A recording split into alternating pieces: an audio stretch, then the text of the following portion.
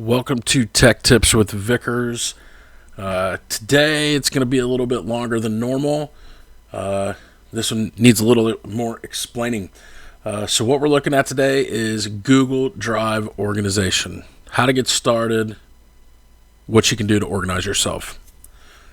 All right, so the first thing we're going to do is we're going to go to the waffle and we are going to go to Google Drive. I chose my studio Gmail account because it is less cluttered than mine is already. Basically, we need to start by creating a folder. Over here on the left side, we're going to click New and Folder. It's going to ask me to name it. Maybe you teach 8 classes and you want to separate it by classes. Maybe you teach separate subjects, you want to separate it by subject.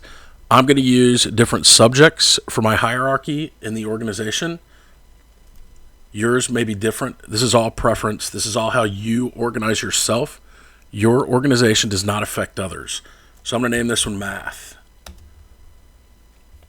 I'm going to create another folder. I'm going to call this one Science. I'll create another folder. I'm going to call this one ELA. Create another one, Social Studies. Sorry to all my specialists out there. We're going to stop at the 4 core just for time's sake. But you can see, fairly simple to create folders. I can then open up my social studies folder. I can create a new document right in here.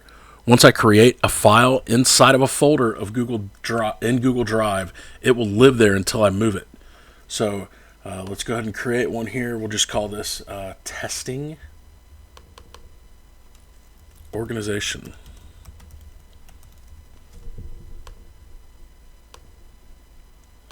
Open that up by accident. All right. So I now have this. All changes have been saved in Drive. You can see that right here. I'm going to go ahead and close this out. You'll now see that the folder has the document inside of it. All I've done is create a baseline for my organization. Again, this is totally preferential for you, depending on what you want to do. For students, I recommend them creating a folder for their grade. Inside of each of those folders, or inside that grade level folder, I would create a new folder for Math, a new folder for Science, a new folder for ELA, a new folder for Social Studies, and then a new folder for Health Class, a new folder for PE, a new folder for whatever specials that they're taking. Because in the end, it would look like each grade level had its own folder, and then when you open it, it's divided into health classes, divided into curriculum classes. So let's say ELA, I have 2 different teachers throughout the year. Maybe I need to have a folder for quarter 1, semester 1, trimester 1, whatever it is that you may want to call it. The cool thing about Google Drive is that as you click into these folders, it is creating a path.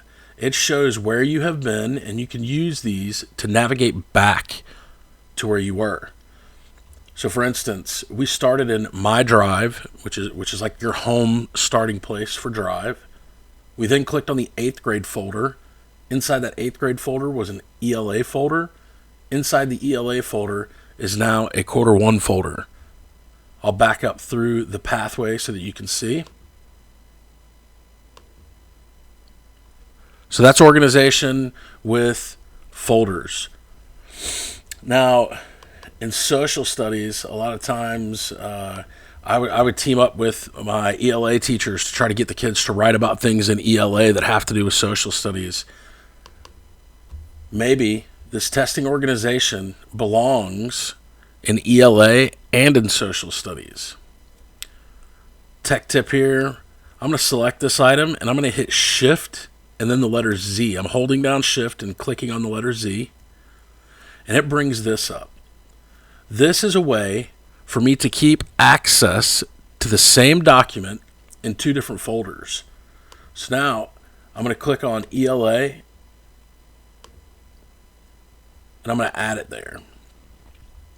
So now let's go back.